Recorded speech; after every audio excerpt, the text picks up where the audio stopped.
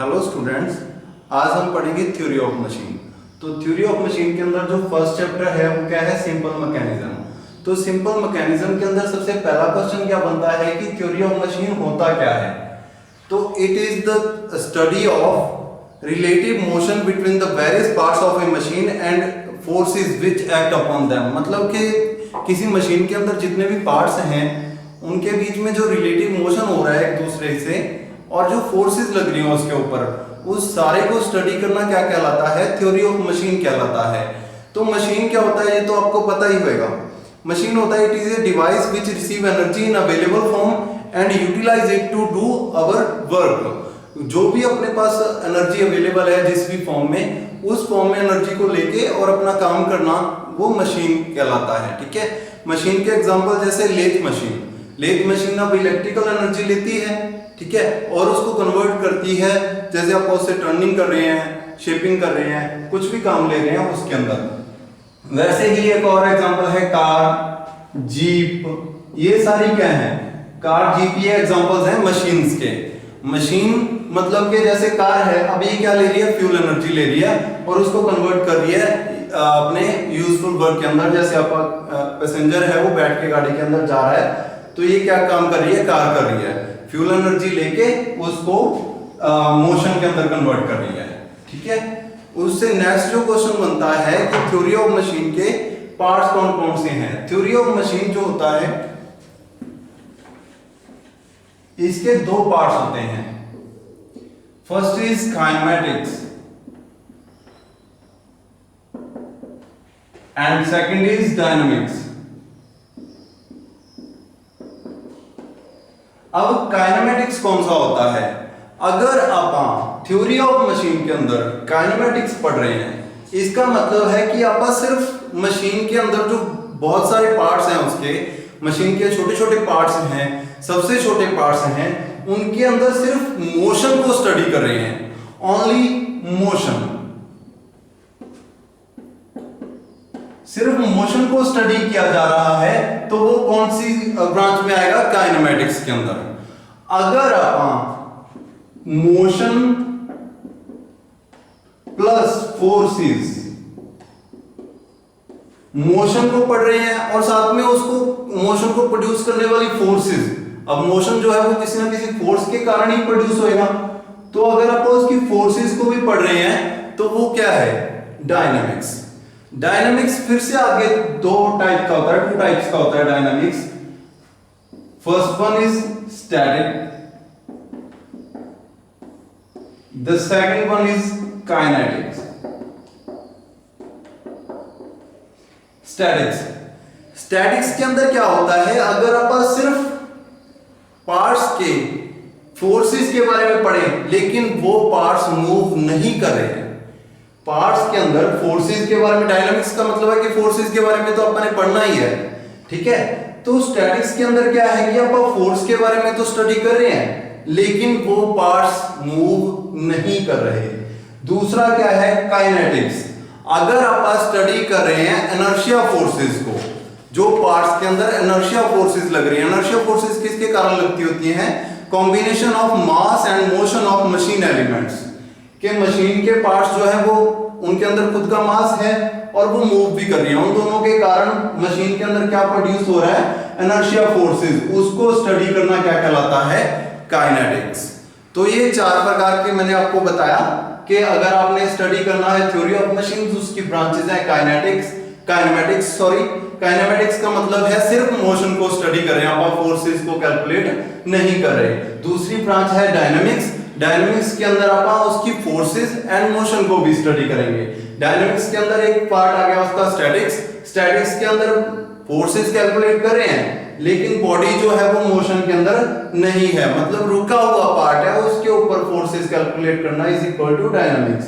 और काइनेटिक्स क्या है कि आप उसकी इनर्शिया फोर्सेस, मतलब कि उसकी बॉडी का फोर्स भी कैलकुलेट कर रहे हैं और उसके मोशन भी कैलकुलेट कर रहे हैं, ठीक है। अगर उस स्टडी को क्या कहलाते हैं? कहते हैं डायनामिक्स। अब आगे जो इसका नेक्स्ट क्वेश्चन बनता है थ्योरी ऑफ मशीन के अंदर, सबसे मोस्ट इंपॉर्टेंट क्वेश्चन है वो क्या है? What is link? लिंक क्या होता है? लिंक जा इसको बोलते हैं एलिमेंट। लिंक जा एलिमेंट किसे कहते हैं? आप एक मशीन को देखते हैं, मशीन का सबसे छोटा पार्ट, मतलब कि जो कोई भी मूवमेंट कर रहा है सबसे छोटा पार्ट, उसको क्या कहते हैं? लिंक कहते हैं। जैसे कि आप पिस्टन एंड सिलेंडर की अरेंजमेंट में देखो, उसके अंदर पिस्टन होता है, सिलेंडर होता है, ठीक है, क्रैंकशाफ्ट होती है, कनेक्टिंग रॉड होती है, ठीक है, ये सारे पार्ट्स होते हैं उसके। तो हर छोटा पार्ट, मतलब कि सिर्फ अकेले पिस्टन की बात करूं, पिस्टन क्या है? एक लिंक है, ठीक है। ऐसे ही अगर मैं उसके अंदर सिलेंडर की बात करूं, बाहर वाला जो, वो भी क्या है? एक लिंक है, ठीक है। ऐसे ही अगर मैं उसके अंदर कनेक्टिंग रॉड भी क्या है? एक लिंक है। ऐसे बहुत सारे लिंक्स हैं उसके अंदर जिसके बारे में आप आज स्टडी कर रहे हैं, ठीक है। तो ये सबसे छोटे पार्ट जो होते हैं ये क्या कहलाते हैं? लिंक कहलाते हैं किसी बॉडी के।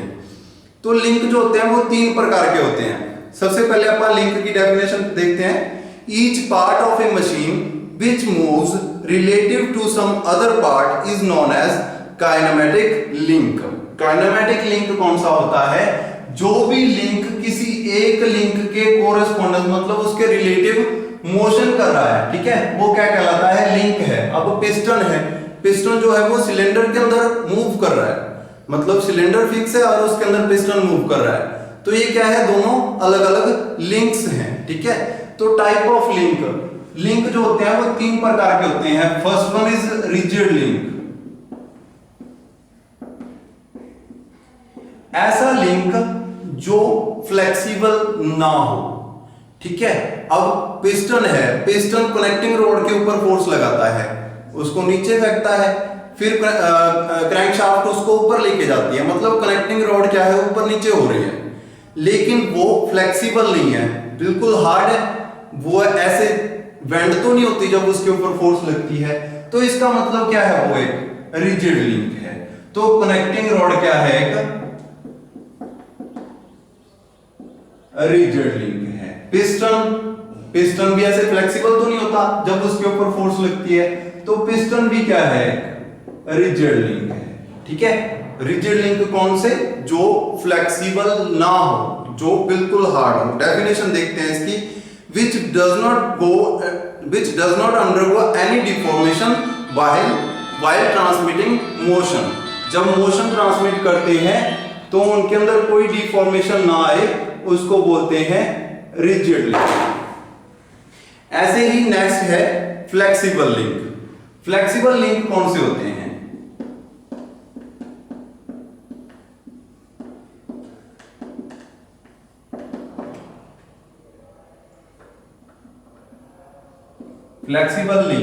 फ्लेक्सिबल लिंक कौन से होते हैं? जो खुद के अंदर थोड़ी बहुत डिफॉर्मेशन ले आते हैं ताकि मोशन ट्रांसमिशन के अंदर कोई दिक्कत ना आए। जैसे कि आपका एग्जांपल बनता है इसका बेल्ट ड्राइव। बेल्ट ड्राइव के अंदर क्या होता है? पुली होती है एक, और एक दूसरी पुली होती है, उन दोनों के ऊपर एक बेल्ट चल रही होती है, ठीक है। ये जो बेल्ट होती है ये खुद को डिफॉर्म कर लेती है। किसी टाइम पे तो ये बिल्कुल स्ट्रेट थी यहाँ पे, किसी टाइम पे ये बिल्कुल मूव हो गई। इसका मतलब ये क्या है? डिफॉर्मेशन के अंदर आ गई, ठीक है, लेकिन इसकी मोशन को कोई भी दिक्कत नहीं आने दी, मोशन वैसे ही चल रहा है। तो इसकी डेफिनेशन देख लेते हैं। which partially deform in a manner not to affect the transmission of motion। Motion को ट्रांसमिट होने में कोई भी दिक्कत ना आए, इसीलिए वो खुद को डिफॉर्म कर ले, उसको क्या बोलते हैं? फ्लेक्सिबल लिंक बोलते हैं। तो इसका एग्जांपल क्या होगा? वेल्ट इन वेल्ट ड्राइव।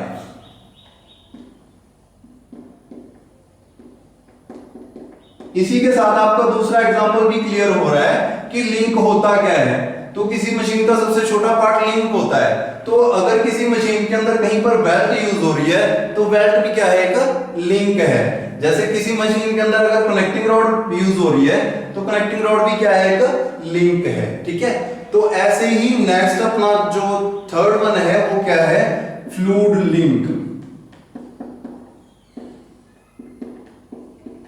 3 प्रकार के लिंक्स होते हैं।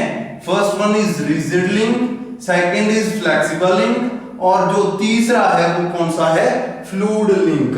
नाम से ही क्लियर हो रहा होगा फ्लूइड लिंक कौन सा होता है, लेकिन समझ नहीं आ रहा होगा।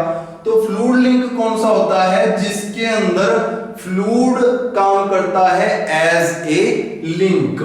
एग्जांपल, जैसे आपके हाइड्रोलिक ब्रेक्स होते हैं। हाइड्रोलिक ब्रेक्स के अंदर क्या होता है, जब आप पैडल प्रेस करते हो तो मास्टर सिलेंडर के अंदर से फ्लूइड कंप्रेस होके उसके जो व्हील सिलेंडर होते हैं वहां तक चला जाता है। मास्टर सिलेंडर में पिस्टन होता है, पिस्टन फ्लूइड को फोर्स करता है और फ्लूइड कहां जाता है, जो ब्रेक टायर के अंदर जो वो होते हैं सिलेंडर होते हैं उनके अंदर फ्लूइड कंप्रेस होके चला जाता है। तो इस पूरी अरेंजमेंट के अंदर फ्लूइड क्या काम कर रहा है, फ्लूइड के बिना तो कोई चीज मूव कर ही नहीं रही, सिर्फ फ्लूइड ही है जो मूव हो रहा है। तो लिंक कौन सा हो गया, फ्लूइड। फ्लूइड क्या है, एक लिंक इस वाली अरेंजमेंट के अंदर जिसके अंदर आप हाइड्रोलिक ब्रेक्स यूज कर रहे हैं। तो यहाँ पे जो लिंक है वो फ्लूइड लिंक है, तो उसको क्या बोलेंगे अपन, फ्लूइड लिंक। तो अपन ने डिफरेंट टाइप ऑफ लिंक्स पढ़े। लिंक के बारे में आपको बताया कि लिंक क्या होता है, किसी मशीन का सबसे छोटा पार्ट, उसको लिंक बोलते हैं। और जैसे सभी मशीनों के अंदर सबसे छोटा पार्ट कुछ भी हो, कोई गियर हो, ठीक है, कोई शाफ्ट हो, कुछ भी जो मूव कर रहा है वो काइनेमेटिक लिंक कहलाएगा। जो मूव कर रहा है वो काइनेमेटिक लिंक, और जो मूव नहीं कर रहा फिक्स्ड लिंक है उसको सिर्फ लिंक बोलेंगे, ठीक है। तो अब नेक्स्ट टॉपिक कौन सा बनता है, what is kinematic pair.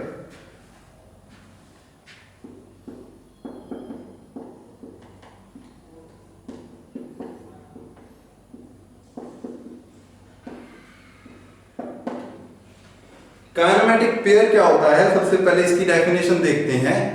When two links of a machine come in contact with each other are said to form a kinematic pair।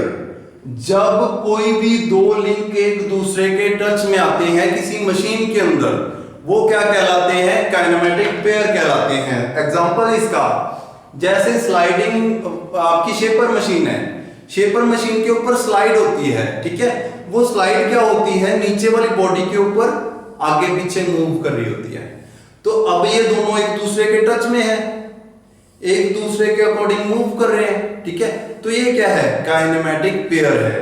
कोई भी दो लिंक हो, जरूरी नहीं कि आपका वही होना चाहिए, उसके अंदर हजारों पेयर्स होंगी, मतलब पेयर के बिना कोई काम चल ही नहीं सकता मशीन के अंदर, ठीक है। टायर है, टायर जो होता है वो एक्सल से जुड़ा हुआ होता है, एक्सल के साथ जुड़ के वो टायर ऐसे मूव कर रहा होता है, ठीक है। यहां पे कुछ बेयरिंग लगा होता है इसको सपोर्ट करने के लिए, ठीक है। बेयरिंग लगा रहेगा यहाँ पे इसको सपोर्ट करने के लिए, ताकि टायर जो है वो ऊपर नीचे ना जाए। एक्सल को सपोर्ट कर रहा होता है, साथ में टायर को भी सपोर्ट कर रहा होता है। तो ये जो बेयरिंग है और ये जो एक्सल है, इन दोनों के बीच में कौन सा कुछ पेयर है, इसको भी पेयर बोलते हैं। इसको भी क्या बोलते हैं, काइनेमेटिक पेयर। बेयरिंग जो है वो फिक्स है, उसके अंदर जो एक्सल या जो शाफ्ट है टायर को घुमाने वाली, वो उसके अंदर घूम रही है, जिसके कारण टायर घूम रहा है। तो ये जो पेयर है इन दोनों के बीच में, बेयरिंग एंड शाफ्ट के बीच में, ये क्या कहलाएगी, काइनेमेटिक पेयर, ठीक है। तो ऐसे ही बहुत सारी पेयर्स होती हैं मशीन के अंदर जो वर्क करती हैं। तो पेयर्स का बारे में क्वेश्चन बनता है, first type of kinematic pair. तो पेयर्स को बहुत सारे तरीके से क्लासिफाई किया जा सकता है, इनको डिवाइड किया गया है बहुत सारे उसमें कैटेगरीज में। तो सबसे पहली कैटेगरी बनती है nature of relative motion between the elements. Nature of relative motion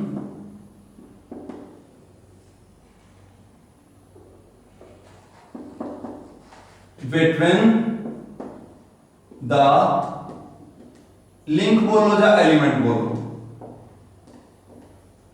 elements के बीच में जो भी रिलेटिव मोशन है वो कौन से टाइप का है, उसको क्या बोलते हैं आप, फर्स्ट क्लासिफिकेशन है अपनी।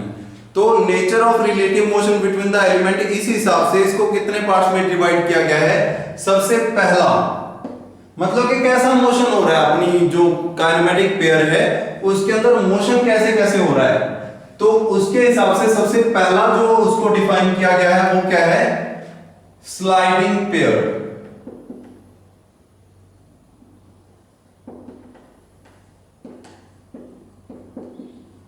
सबसे पहली पेयर कौन सी है, स्लाइडिंग पेयर। स्लाइडिंग पेयर का मैंने आपको एग्जांपल बताया था, जैसे कि आपकी शेपर मशीन के अंदर नीचे जो बॉडी है वो फिक्स है और उसके ऊपर जो स्लाइड है वो मूव कर रही है। जब दूसरा एग्जांपल आप लिख सकते हो, पिस्टन एंड सिलेंडर।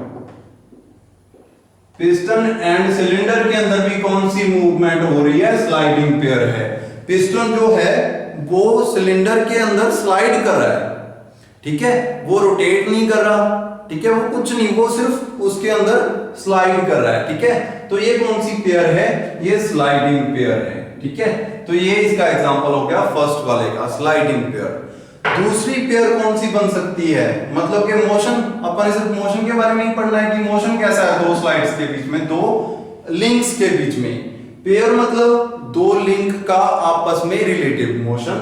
उसके अंदर अपन ने इसको डिवाइड किया, अलग अलग कैसे मोशन हो सकते हैं।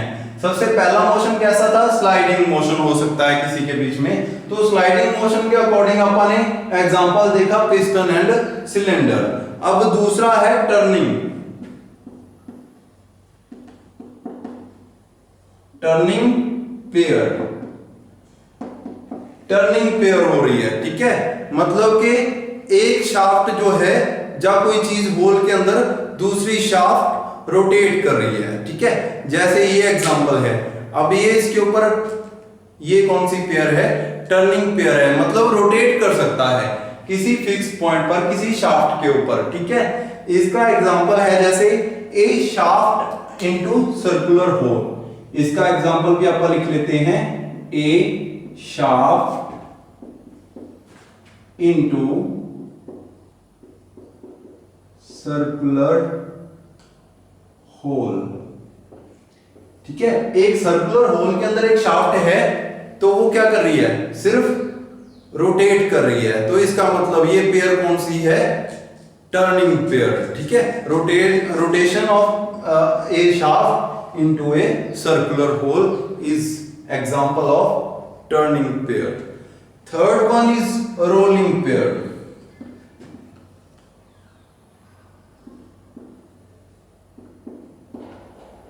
Rolling pair.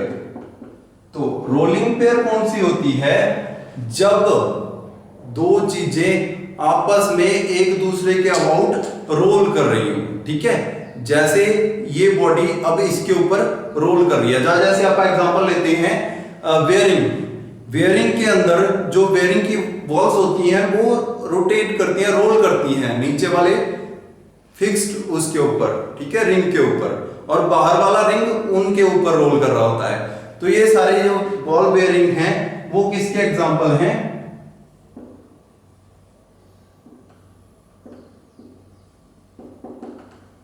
Example of rolling pair. Rolling pair का एग्जाम्पल बॉल बेयरिंग, जैसे बॉल बेयरिंग रोल कर रहा होता है, ठीक है। तो मतलब एक दूसरे के ऊपर रोल करना। और फोर्थ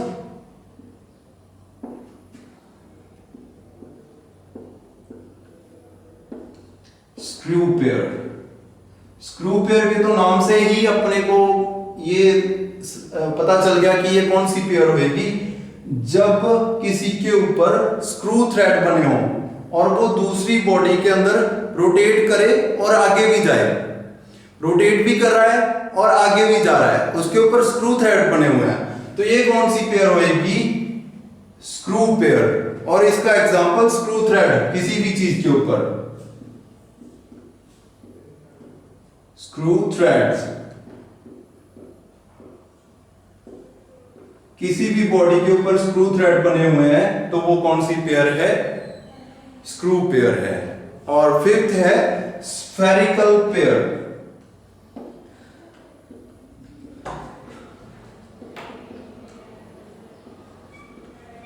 स्फेरिकल पेयर कौन सी होती है, अब ये थोड़ा सा टिपिकल एग्जांपल है इसका।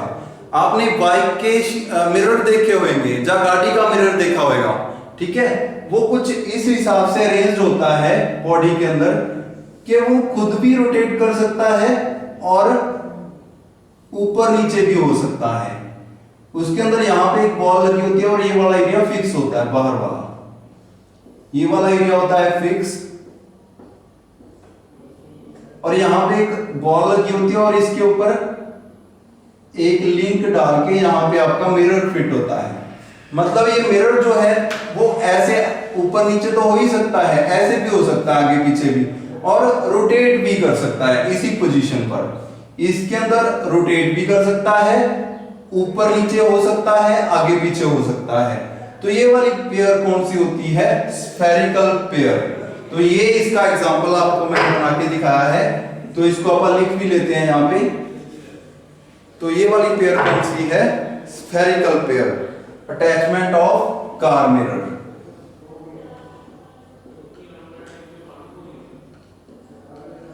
Attachment of car mirror.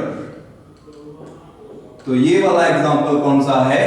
Spherical वाला, ठीक है। स्फेरिकल अरेंजमेंट है उसकी, जिसके अकॉर्डिंग वो रोटेट कर रहा है in a fixed part of body, ठीक है। तो ये 5 प्रकार के अपन ने पढ़े थे कि कौन कौन से टाइप मोशन के अकॉर्डिंग काइनेमेटिक पेयर्स को काफी चीजों में अपन क्लासिफाई कर सकते हैं according to different kind of things, but अपन ने सिर्फ मोशन के बारे में पढ़ा है अब कि मोशन के अकॉर्डिंग उसको कैसे डिवाइड किया जा सकता है। तो मोशन के अकॉर्डिंग उसको डिवाइड किया जा सकता था 5 पार्ट्स में। सबसे पहले अपन ने पढ़ा था sliding pair, turning pair, rolling pair और स्क्रू पेयर, और फिफ्थ था स्फेरिकल पेयर। तो ये 5 टाइप का पेयर जो है आप इसको डिवाइड कर सकते हैं। नेक्स्ट है according to the nature of contact between element. According to the nature of contact, nature of contact between elements, जा कह सकते हो आप links, nature of contact between elements. अब एलिमेंट्स के बीच में कॉन्टैक्ट का नेचर कैसा है, तो इसमें सबसे ज्यादा इंपॉर्टेंट क्वेश्चन बनते हैं दो, कि जो नेचर ऑफ कॉन्टैक्ट होता है उसके हिसाब से अपन इसको 2 भागों में डिवाइड करते हैं, 2 पार्ट्स में डिवाइड करते हैं। The first one is lower pair,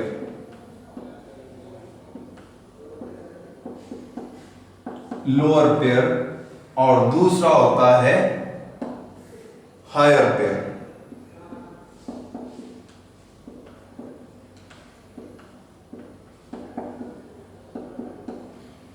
अब यहां पे सबसे जो मेन ये 2 क्वेश्चन बहुत ही ज्यादा इंपॉर्टेंट हैं। लोअर पेयर और हायर पेयर हर बार एग्जाम्स के अंदर आते हैं कि लोअर पेयर क्या होता है और हायर पेयर क्या होता है। मैं आपको इसको समझने का एक आसान तरीका बताऊंगा। सबसे पहले आपको इसका बताता हूं कि लोअर पेयर कौन सी होती हैं। जितनी भी स्लाइडिंग पेयर्स होती हैं वो सारी लोअर पेयर्स होती हैं। मतलब कि जितनी भी कोई भी सरफेस कांटेक्ट हो, जिसका सरफेस कांटेक्ट हो रहा हो, जिसमें सरफेस कांटेक्ट हो रहा हो जिस भी पेयर के अंदर, वो कौन सी होगी? लोअर पेयर होगी। और जिसके अंदर पॉइंट या लाइन कांटेक्ट हो रहा हो, पॉइंट या लाइन कांटेक्ट हो रहा हो, वो कौन सी होगी? हायर पेयर होगी। देखो इसको याद रखने का तरीका बताता हूं आपको। हायर पेयर जिसमें पॉइंट कांटेक्ट हो 2 चीजों के बीच में, एक पेयर दूसरे के ऊपर रिवॉल्व हो रही है, रोल हो रही है, तो इसके अंदर सिर्फ एक लाइन ही टच हो रही है दोनों की बॉडी की, ठीक है। तो ये कौन सी है? हायर पेयर है। लेकिन जैसे पिस्टन जो है वो सिलेंडर के अंदर मूव कर रहा है, उस कंडीशन में उसका पूरा सरफेस कांटेक्ट हो रहा है, तो इसको बोलेंगे लोअर पेयर। याद रखने का तरीका, अगर फ्रिक्शन ज्यादा है तो वो कौन सा है? लोअर, मतलब खराब पेयर। और अगर फ्रिक्शन कम है तो वो कौन सी है? Higher pair. पॉइंट कांटेक्ट या लाइन कांटेक्ट होएगा तो फ्रिक्शन कम होएगी, तो उसको बोलेंगे अच्छी पेयर, मतलब हायर पेयर। अगर उसके अंदर सरफेस कांटेक्ट हो रहा है मतलब कि फ्रिक्शन ज्यादा हो रही है, इसको आप बोलेंगे लोअर पेयर। दोनों ही बहुत इंपॉर्टेंट है, ये सिर्फ याद रखने के लिए आपको कि फ्रिक्शन ज्यादा है फ्रिक्शन कम है, सिर्फ याद रखने के लिए। नेक्स्ट इसके अंदर अगर आप एग्जांपल करें इसके, तो लोअर पेयर के अंदर जैसा कि मैंने आपको बताया कि piston in a cylinder, piston in a cylinder, ये कौन सी पेयर है? ये लोअर पेयर है, खराब पेयर है। ये हो गया इसका एग्जांपल, ठीक है। तो लोअर पेयर कौन सी है? जैसे कि पिस्टन इन ए सिलेंडर है, वो पूरा सरफेस कांटेक्ट कर रहा है सिलेंडर के साथ, पिस्टन का पूरा बाहर वाला सरफेस जो है वो सिलेंडर के साथ अटैच हो रहा है, तो ये कौन सी है? लोअर पेयर है। ऐसे ही हायर पेयर का अगर आप एग्जांपल देखें तो वॉल या रोलर पेयर, वॉल और रोलर बेयरिंग।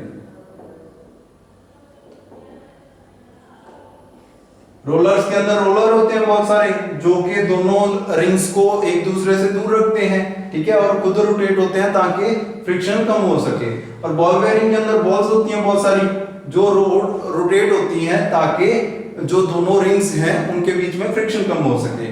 यहाँ पे बॉल्स जो होती हैं वो किसी सरफेस के साथ सिर्फ पॉइंट कांटेक्ट करती हैं, एक पॉइंट ही टच हो रहा है। रोलर भी सेम ऐसा ही होता है, एक लाइन कांटेक्ट होता है उसके अंदर, पूरा रोलर के अंदर। लेकिन पिस्टन और सिलेंडर के अंदर, जैसे मान लो ये पिस्टन है और बाहर वाला ये क्या है? एक सिलेंडर है जिसके अंदर पिस्टन ऊपर नीचे मूव कर रहा है, और यहां पे है इसकी कनेक्टिंग रॉड, ठीक है।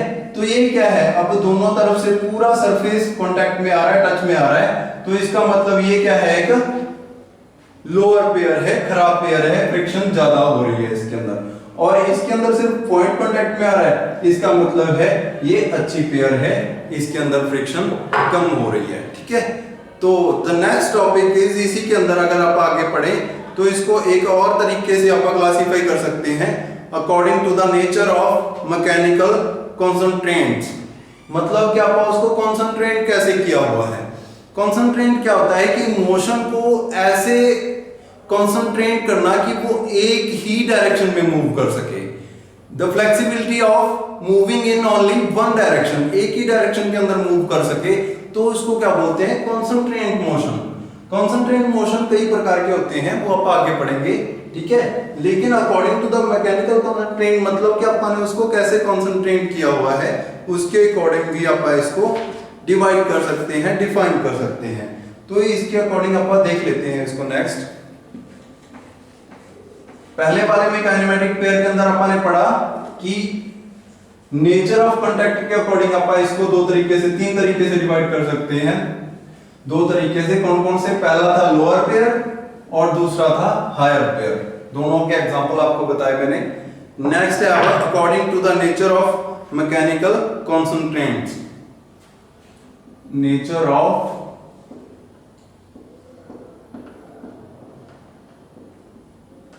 मैकेनिकल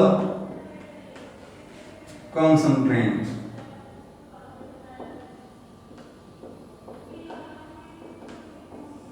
कैसे आप उसको मोशन को कॉन्सेंट्रेट कर सकते हैं, ठीक है। इसके अकॉर्डिंग आप इसको दो हिस्सों में डिवाइड कर सकते हैं, दो पार्ट्स में, टू पार्ट्स में डिवाइड कर सकते हैं।